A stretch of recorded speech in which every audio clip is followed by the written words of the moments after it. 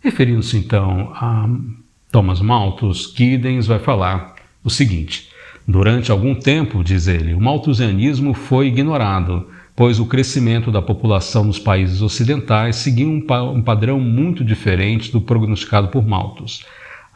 As taxas de crescimento da população nesses países abrandaram nos séculos XIX e XX. De fato, nos anos 30 do século XX, existiam sérias preocupações acerca do declínio populacional em muitos países industrializados. Contudo, o recrudescimento do seu crescimento no século XX voltou a dar algum crédito às perspectivas de Malthus, apesar de poucos as apoiarem na sua versão original. O aumento da população nos países menos desenvolvidos parece estar a ultrapassar os recursos que esses países podem gerar para alimentar. As projeções de longo alcance feitas pelas Nações Unidas sugerem que a população mundial chegará aos 10 milhões de pessoas no final do século XXI. A maioria desses 10 mil milhões de pessoas, em português de Portugal, 10 bilhões de pessoas, né, como dizemos aqui no Brasil. No final do século XXI, a maioria deste aumento da população terá lugar no mundo desenvolvido. Bom, essas projeções foram feitas lá em meados do século XX, né, para o século XXI. Hoje, 2020, já somos mais de 7 bilhões de pessoas, né? E vamos conversar um pouco como essas projeções elas fizeram. Elas mudaram.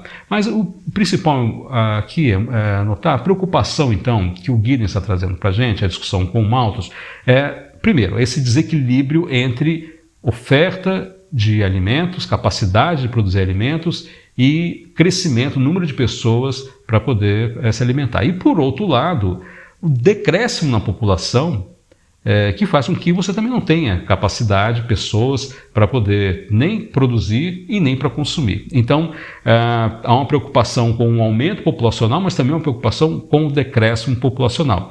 Essa é a ideia que o Giddens vai trazer aqui para poder analisar. Parecia, então, naquele momento que nos países desenvolvidos a fórmula de Malthus não se aplicava mais, mas ela ainda se aplicaria para os países subdesenvolvidos ou em desenvolvimento, como Brasil, China, países africanos, Índia, México. Essa era a ideia que se tinha no final do século XX, lá 1995 até o ano 2000. É essa a preocupação que o Giddens vai trazer para a gente. Havia uma preocupação com a escassez, com a fome, né? A fome era um problema crônico em várias regiões do mundo. Aqui no Brasil foi um problema, ainda está aumentando agora, vamos ver isso, né? Nos últimos anos, mas foi um problema crônico no Brasil até o fim do século XX. Depois houve um relativo distribuição de recursos e através de várias políticas de desconcentração industrial no país. E de 98, principalmente 2000, 2002 até 2014, houve uma relativa redistribuição, mas com uma significativa redução nas pessoas que passavam fome no país. Infelizmente, de 2014 para cá, esses números têm aumentado, não tanto quanto era antes, mas entraram numa rota de aumento. Vamos discutir isso depois. No livro do Giddens, aqui então, ele volta a dizer o seguinte: contudo, o crescimento da população é apenas um dos fatores que afeta a escassez em muitos países do mundo. Os padrões de consumo global e as atitudes face ao ambiente natural têm um impacto enorme sobre os recursos disponíveis em todo o mundo. Como aprenderemos ao longo desse livro, as sociedades humanas tornam-se mais interdependentes do que nunca.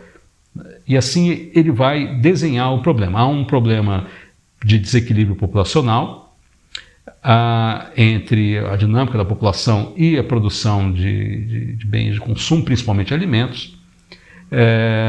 Mas há também um limite, né, um esgotamento da capacidade humana de explorar o planeta para poder produzir os bens de consumo que o crescimento populacional exige, ou mesmo mantendo a população no mesmo nível, que o aumento do nível de consumo das pessoas passou a exigir. Então nós temos dois problemas.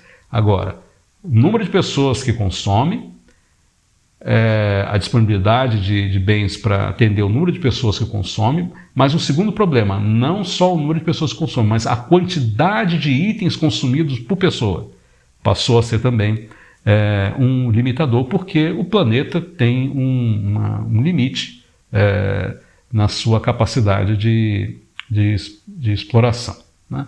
Bom, ele vai falar um pouco aqui, vamos frisar aqui que esse estudo sobre isso é importante, porque nós precisamos, como nós falamos, nós estamos discutindo conceitos e estamos discutindo também a forma concreta de trabalhar com os dados, operacionalizar essas informações de maneira que a gente possa compreender essas informações. Por isso estamos fazendo as atividades práticas, os exercícios, para que todos nós possamos ter uma compreensão real do que acontece, não apenas palavras soltas na nossa cabeça. Bom, e o Giddens vai chamar a atenção aqui que o crescimento, a dinâmica populacional, ela é estudada por uma área de conhecimento chamada demografia. A professora Cláudia Baltar, que dá a aula para a turma 1000, é demógrafa. A demografia, ela estuda exatamente, especialmente esse tipo de questão relacionada à dinâmica populacional. O Giddens vai detalhar isso aqui no texto dele, lá na página 605, né?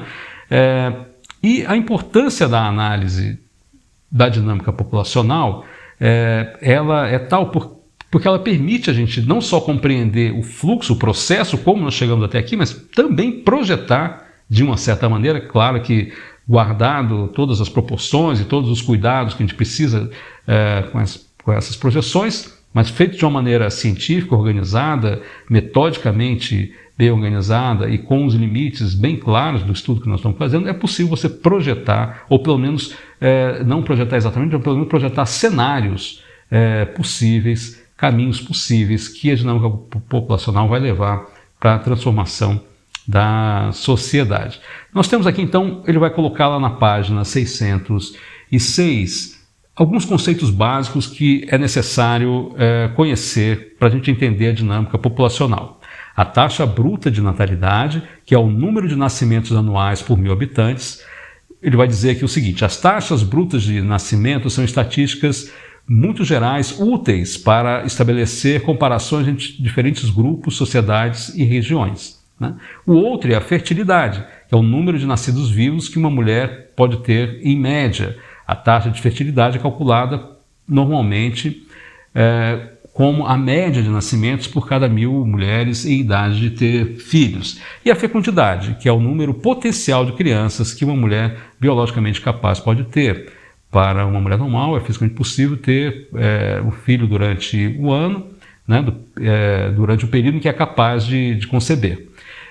Embora possam existir, diz lá o Giddens, né, embora possam existir muitas famílias nas quais uma mulher pode ter 20 ou mais filhos, a taxa de fertilidade são sempre, na prática, muito mais baixas do que as taxas de fecundidade, porque os fatores sociais e culturais limitam a reprodução, ou criam condicionantes para reprodução, né?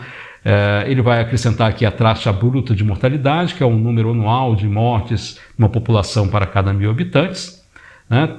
A mortalidade infantil, o número de bebês por cada 1000 nascimentos no ano que morrem antes de atingir o ano de idade, a esperança de vida, que é o número médio de anos que uma pessoa pode esperar viver. A esperança de vida aumentou na maioria das sociedades, ele vai fazer esse registro aqui, né? E a duração da vida, que seria o número máximo de anos que um indivíduo poderia viver. Algumas dessas variáveis aqui nós estamos trabalhando, estamos mostrando na prática como vocês podem levantar ela com os dados do IBGE,